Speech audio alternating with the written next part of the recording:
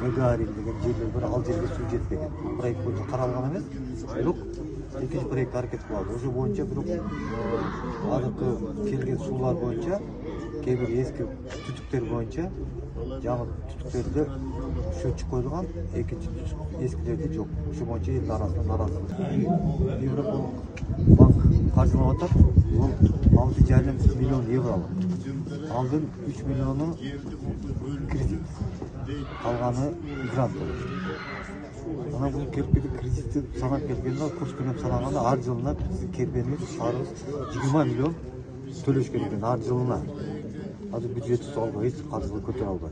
Анын бул бир себеби, эң негизги себеп бул акчаны бөлүп келгенде бул акча 10 километрге эле тарталган. Ар бир километрге бөлүп келгенибизде бул болбо дегенде 35 миллионго айланып атат.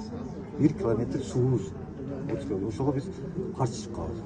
35 миллионго канча километр асфальт жасап. Ошого биз денонсацияга барып, министерство, Каржы министрлигине жөнөткөнбүз.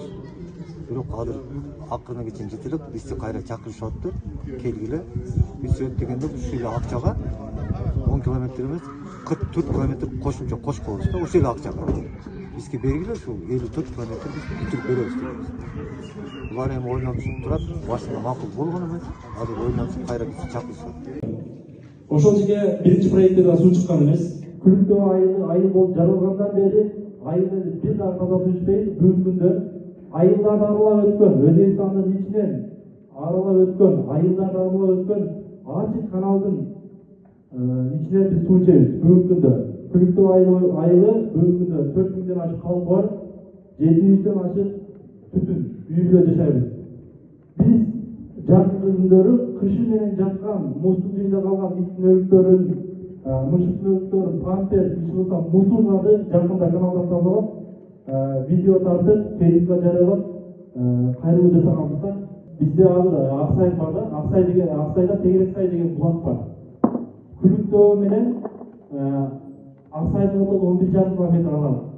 Ошол жерге бизге 8,5 миллион сомдук сметалык баадан бизге акча керек болуп турат. Себеби биз элдик ашар менен, элдик кошун менен ошону билектирүүгө киришип, ошол сууну тартып келебиз булактын суун. Анткени биринчи проекттин ишин мынакей былтыр кайрылган эле, биринчи проекттин иши да чыккан эмес суу. Сизге ушул жерден кайрылып айтканда, бирок мынакей биздин азыркы элибиз эгембердик ишкер жерден барып таанышып, таза сууну азыркы ошо биринчи проекттин промис болгон ишин дагы таанышып, азыр ошо ишин жеринен өзү кызыктар болуп ишти алып кетип жатат. Бул жагынан рахмат. Бирок биринчи проект иш бүткөн менен суу чыгабы чыкпайбы деген кепилдик бере албайбыз да. Себеби бийик айылчы. Ошондуктан Асаттар Токтогулович, сизден суранарыбыз, жалпы Күлүктөө айылынын калкынын атынан суранарыбыз. 8 миллион акчаны сомду берсеңиз, болбосо ошонун жарымы болсо дагы өнүктүрүп фонддон карап берсеңиз, 8 миллион менен маселе чечилет. Мен өзүм кепилдик берем, өзүм башым. Проекттин аркасында проекттин алып барабыз. Бардык проекттер каралып болгондон кийин биздин фонддун бюджетидан чектелди. Анан биз проекттер каралгандан кийин сиздер ол сентябрга барып келген болсоңор, анда өтпөйт.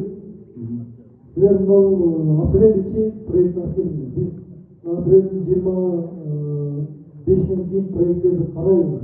Азыр бизде 50ден ашык проект бар. Ошону караганда эле биз бюджетибиз түгөл. Ошого өзүңөрдүн таза суу долбоору жалпы 6,5 миллион 6,5 миллион евролук долбоор башталды. Башталып келет да, мунун 4 миллиону гранттык средства, 2,5 миллиону бул кредит тарабынан берилет. 4 миллион сомго жумуштарын жасап бүтүп, актив приемка передача болуп өтүп кеткен. Бирок былтыр өзүңүз жерге келгенде 4 миллион евронун жумушу бүткөн да.